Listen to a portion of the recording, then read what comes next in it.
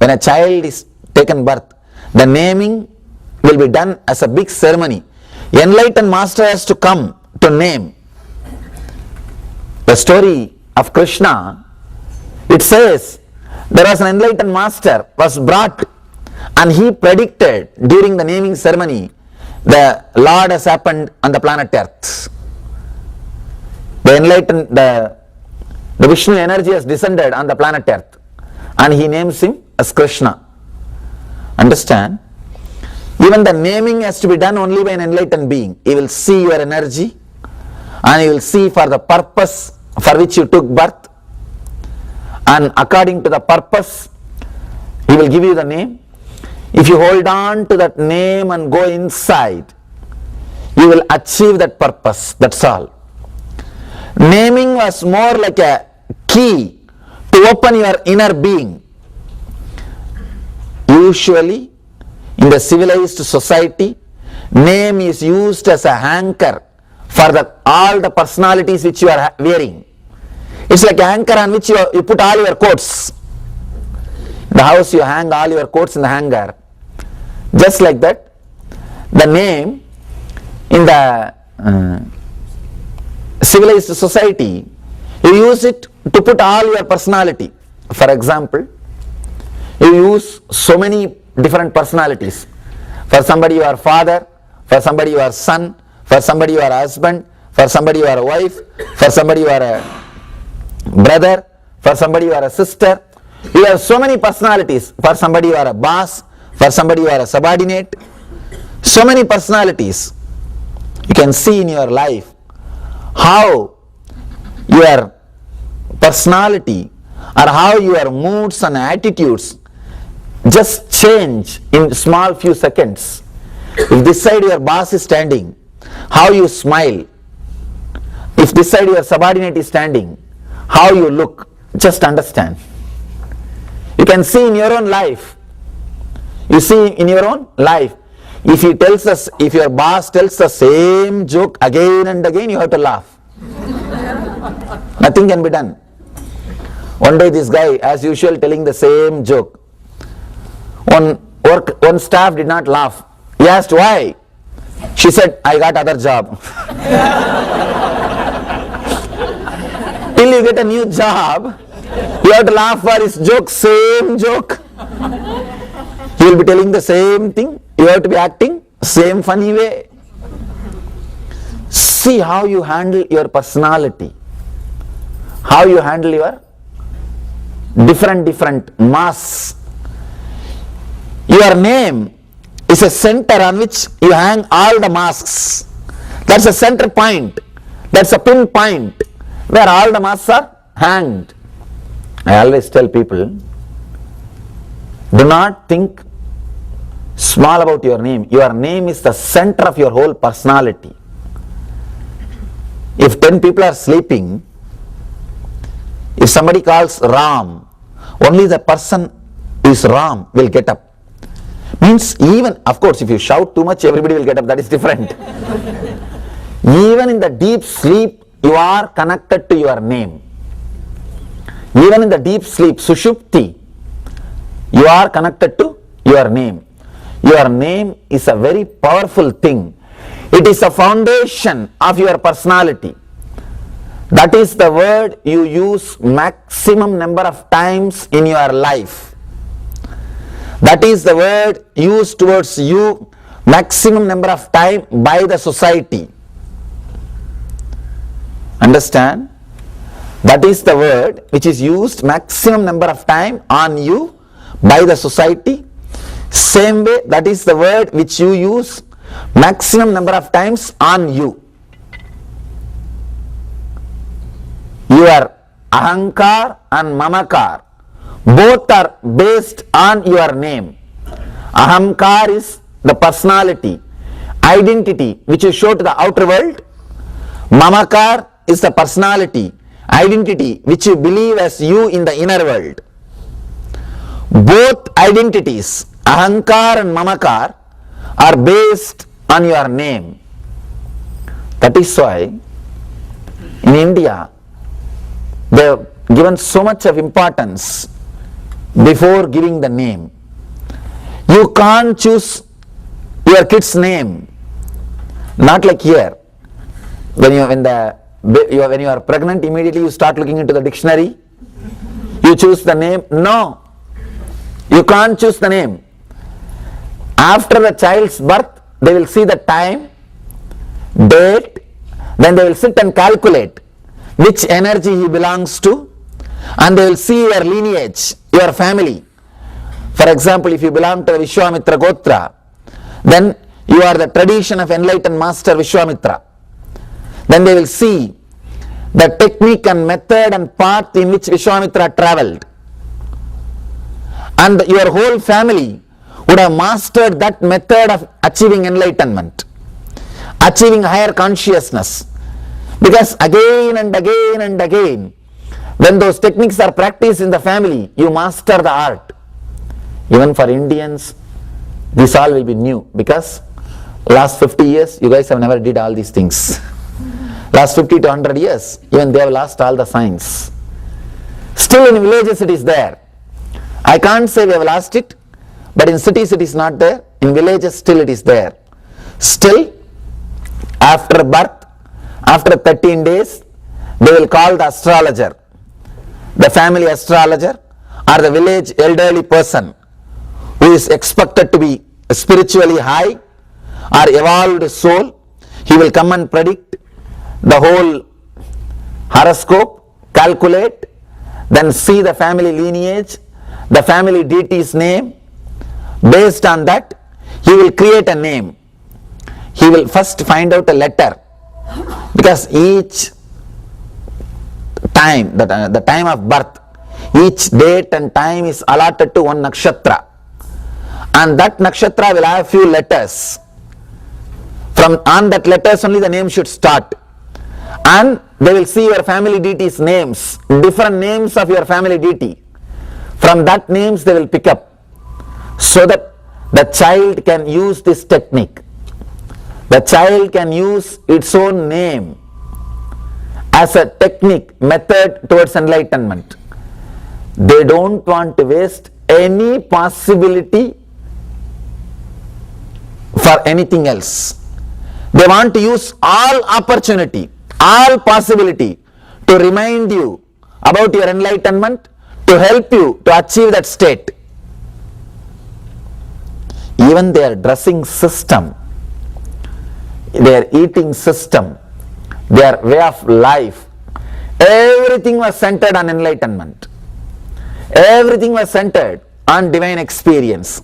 Everything was centered on the inner world. Then finally the name will be chosen. The child will be given that name. Naming is called Namakaranam. That's what in Sanskrit we call. Because the master sits and decides. He clearly predicts the whole thing. And the enlightened beings, they predict even the past life. With what karmas he came. What is he going to do? What for he entered the planet Earth. So from the day they name you, your enlightenment journey starts. The day they name you, your enlightenment journey starts. Even that repetition of the name inside your inner space will be constantly reminding you that you are connected to that energy. In our programs, I give spiritual names for people. Many newcomers, they ask me, Swamiji, why should we have a spiritual name? What is the purpose of the name? We have already some name, and why should we have a spiritual name? This is the purpose. If you are having a right spiritual name given by an enlightened being, that name will take you to the direct conscious depth. It will connect your mind and consciousness. It will be like a bridge for you to enter into the soundlessness, for you to enter into the enlightenment. It will tell your path towards enlightenment. It will tell how your way of life should be, how you can achieve enlightenment, how you should take care of your life. There are so many different ways to live. There are thousands of ways to live. To give you the guidance, the masters choose the name. If you look back and understand the whole tradition, only then you will be able to understand these techniques, the power of this technique. If you have already a spiritual name, then you can use that name directly. Understand? You can use that name to enter into the soundlessness, because always your spiritual name will be connected to the family deity, God's name. Your name will not be just your name, it will be some God's name. So it will become naturally mantra. Just let me give the definition of engram, samskara or mantra. Any word which is inscribed in your inner space, which binds you, which suffocates you, which brings you down in your consciousness, is samskara, engram. Any word which is inscribed in your inner space, which liberates you, which takes you to a higher consciousness, which takes you to the more joyful, blissful state, that is mantra. Mantra and samskara, almost both are same, but samskara binds you, mantra liberates you. Mantra is the antidote for samskara. If you are named by an unconscious person, your name is a bondage. If you are named by an enlightened being, your name is enlightenment, method to liberate you. Your very name can be used as a technique to enlightenment, method towards entering into the soundlessness. You see, if at all your name can be used, that's the best thing, because whole day from morning till night, either you will be using towards you or somebody will be using that name towards you. Then understand, every moment becomes a spiritual practice. If the right word from a right enlightened master is given to you as a technique, as a name, every time it is repeated, you are entering into the higher consciousness. Every time you remember the meaning of it, you are in a different plane. People come and tell me, Swamiji, the spiritual name you gave, the name itself was so beautiful. Whenever I remember that name, I am fulfilled. Whenever I am remembering that name with the meaning, whenever I meditate on that name, the meaning, I am just overflowing. Because the name can take you to the deepest level. One more thing, any other word is only addition to you, but your name is center of you. Your name is the center, everything else is addition. That is why the Vedic tradition, we use only some God's name. That is why we have, for every God we have 1008 names. Sahasranama. Sahasranama is used for two different purposes. One, to address the gods, deities. Another one, to pick up names for your kids. That is the dictionary. Usually that is the way our elders will try to find the name. They will, first thing they will refer is Sahasranama. They will see your family deity and your nakshatra and the letter, and they will refer the Sahasranama to find out the right name. Those names are so powerful, can take you to the soundlessness, means mindlessness, beyond mind. Just wanted to tell few things about this rich heritage and tradition of building temples. Now we are planning to go to Angkor Wat, the world's biggest spiritual structure, something like a 96 square mile built up area in granite. 96 square mile they built in granite. It's a Vishnu temple, Shiva Vishnu temple. Brahma, Vishnu, Shiva, all three deities are there. Temple, world's largest spiritual structure. 96 square mile built up area.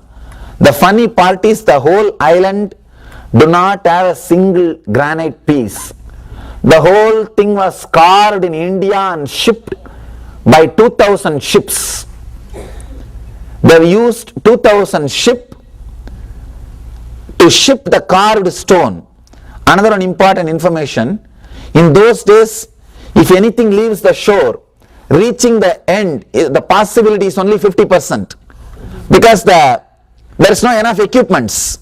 Navigation, all those things does not exist. And navigation or weather prediction, all those things do not exist. Did not exist in those days. So the possibility of reaching the shore is only 50%. Whole thing was shipped, carved in India, numbered and shipped through 2000 ships and assembled. One more thing, because they needed elephants to assemble, more than 100 elephants were brought from India through ship.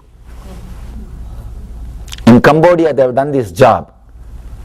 Amazing power. One important thing I want to tell you, sometimes people tell me, maybe those kings built with the slaves, Swamiji, using the slaves. No. Pyramids are built by slaves. There is no creativity. It's a big mass structure. For that you don't need creativity. It's a complete scientific geometrical thing. Logic.